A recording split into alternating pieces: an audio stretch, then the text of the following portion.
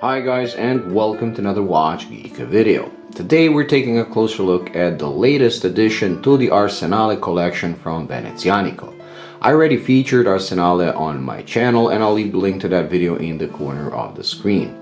Arsenale is their take on the integrated bracelet sports watch, and I absolutely loved that piece. It was one of the very few integrated bracelet sports watches that actually looked okay on my small 6.5-inch wrist, thanks to a relatively short lug-to-lug compared to the 40mm diameter and the angles at which the lugs pointed downwards. They also included a lot of their DNA in the design of this thing, including the bezel, which is mostly smooth but then features this very fine coin edge at the outer part, and I like that because it made the watch less over-designed as these integrated bracelet sports watches tend to be. So I actually prefer the Christopher Ward the 12, and considering it was half the price of the Christopher Ward, it was a win-win in my case. Now that thing had a beautiful Côte de Genève dial, but this one is quite a lot more special. It comes with a meteorite dial, an actual piece of meteorite that's been cut and then treated with acid to reveal its structure and then placed on top of the dial. And that's another cool effect, that this thing, even if we ignore the meteorite structure that looks very cool, just beats the regular Arsenale. Because of the way it's placed, you can actually see the outer edge of the disc of meteorite on the dial, and the markers are attached to it, so they actually float above the recessed chapter ring, which is just amazing. The effect is incredible and the watch is incredible to wear. The one thing where this falls short compared to the original or the regular one is legibility, as I said.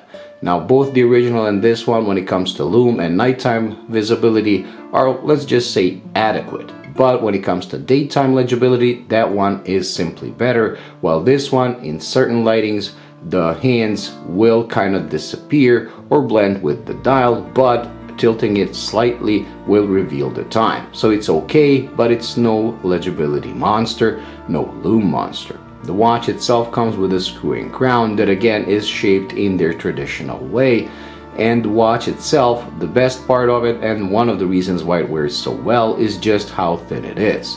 Thanks to a Miyota 9029 used, it is under 10mm thick, creating the perfect version of an integrated bracelet sports watch. Like I said many times on my channel, those types of watches are supposed to look like bracelets that just happen to have a watch attached to it, and when you make them too thick, it kind of ruins the symmetry.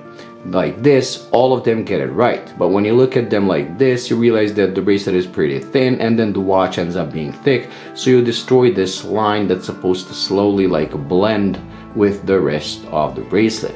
In case of this Venezianico, because it's so thin, like I said, under 10mm, it kind of creates that perfect blend of bracelet slightly expanding, getting thicker, and just blending with the watch.